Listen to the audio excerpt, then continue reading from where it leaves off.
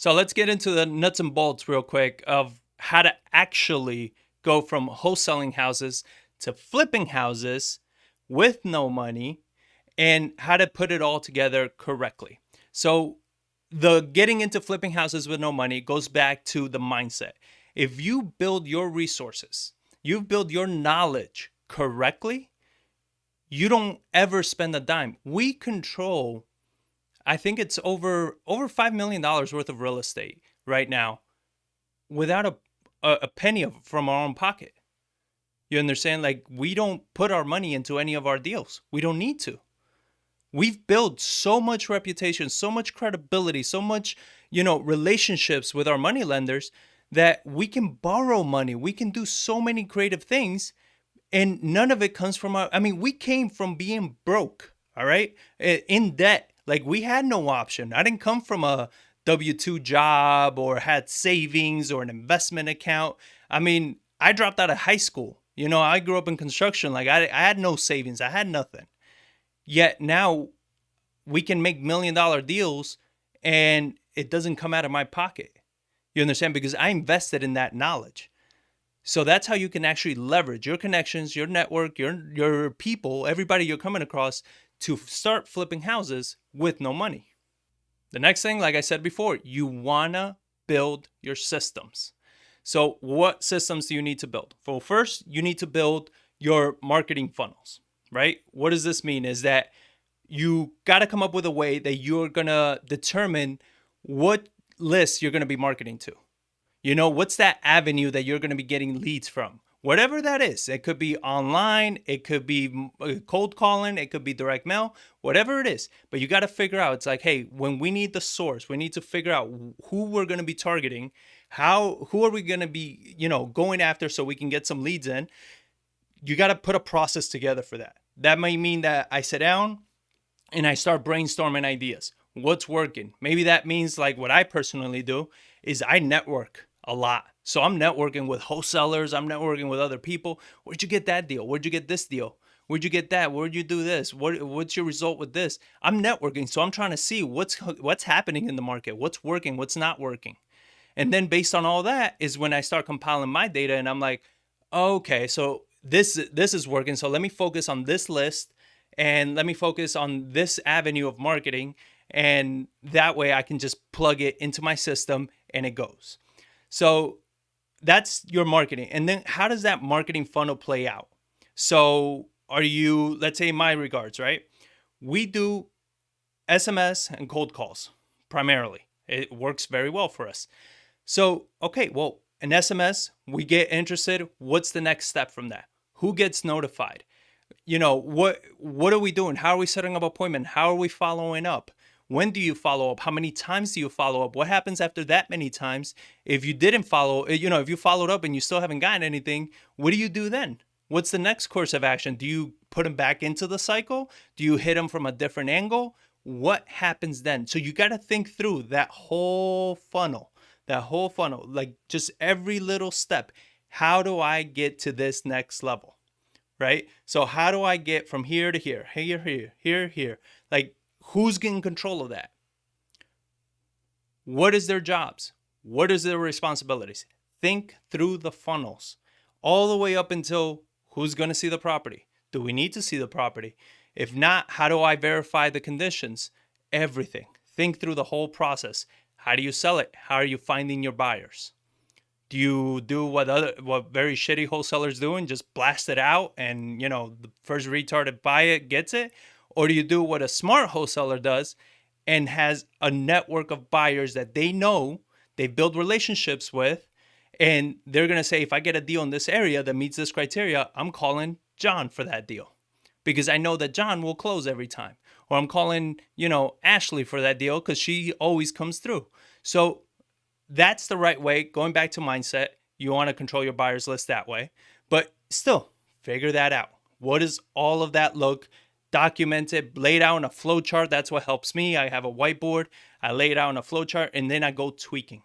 All right? Because even if you say, look, John, I don't have a system. Okay, neither did I.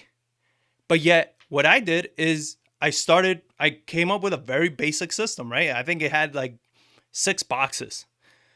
From then, right now, my system looks like 57 boxes, I think, last time I counted, right? Because I started seeing, oh shit, actually here, instead of going here, there's like 2 more steps before we go there. So, but I'm documenting, I'm tweaking, I'm expanding. That system is what's going to allow you to scale it. All right. And going back to the mistake that we made, we went from wholesaling and then we jumped right over to flipping, and we just left the wholesaling side. We left the lead gen side. And then it got to a point where now we needed to implement lead gen again. And we're starting from zero, where I could have had this system built out already. And we would have never had to start from zero. We would probably be a lot further along in our business if I would have never stopped that. Generating leads is the number one job of any real estate investor. You need leads. Another area from going from wholesaling houses to flipping houses is your team. You need to hire a team. Hire a team, okay? Don't be cheap and say, oh, I'm going to get commission only and all this, because the reason with that, the problem with that is it becomes very difficult to keep them. It becomes very difficult to train them. I want you to think systematically. So once you build out your marketing system and everything, you're going to actually see that a lot of it could most likely be handled by a virtual assistant. You can get VAs from the Philippines, from all over. You're paying them $4 or $5 an hour, and they are able to more than do the job that you need. Managing your marketing, managing your funnels, updating your CRM, tagging the right people, notifying the right people. Some of them are even great at making some calls. They may not be great negotiators because they don't have the mannerisms and everything that we use in the States. So sometimes there's a lot of things that they just don't read between the lines. Like I've had sellers, I'm listening to the call, that they're being just dicks to my VA, and my VA is like, oh, okay, oh, that's great to know, okay. And I'm like, no, he's blowing you off. He's telling you pretty much to go F yourself.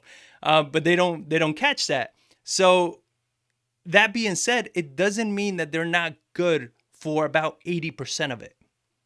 So again, you got to think systems. So it's like, okay, maybe they're not great for 100% of this, but if they're good for 80, 70%, great. That's a large percentage right there. Maybe that's the percentage that they take off your hands, and you focus on the remainder. You focus on those harder ones, and maybe they can knock out all the easy ones. That's what we do. So you find through your system, where is this whole system? Can I plug somebody in right here?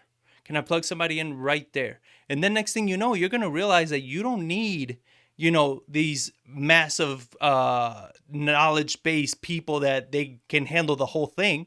You actually need a few well-placed strategic people, and then all of a sudden, a lot of that becomes automated for you. So you got to think about, when you're thinking about hiring, you got to bring them in-house. They got to work for you. So then that way you can see their time, control everything, make sure they're not being sidetracked by other things. And then think about your system. Who are you plugging into each area of your business? And then you got to worry about creating the training system and managing these people. So again, another mistake I made is I didn't purposely schedule training sessions with all of my team. It was more of like, all right, I hire you. Hey, here's, some initial instructions, and kind of let me know what doesn't make sense, and we'll go addressing it as we go. That's not a good way to do it. The better way to do it is you say, hey, every day in the morning, we're going to do a 15-minute call.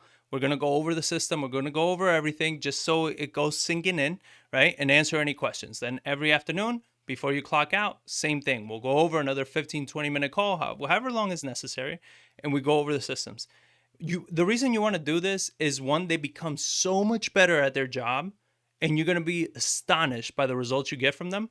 But the other thing is because that dialogue helps you understand your systems even better, and then it helps you understand what tweaks do you need to make? What other hires do you need to make? Is this person even a right fit? Do I need to get rid of them?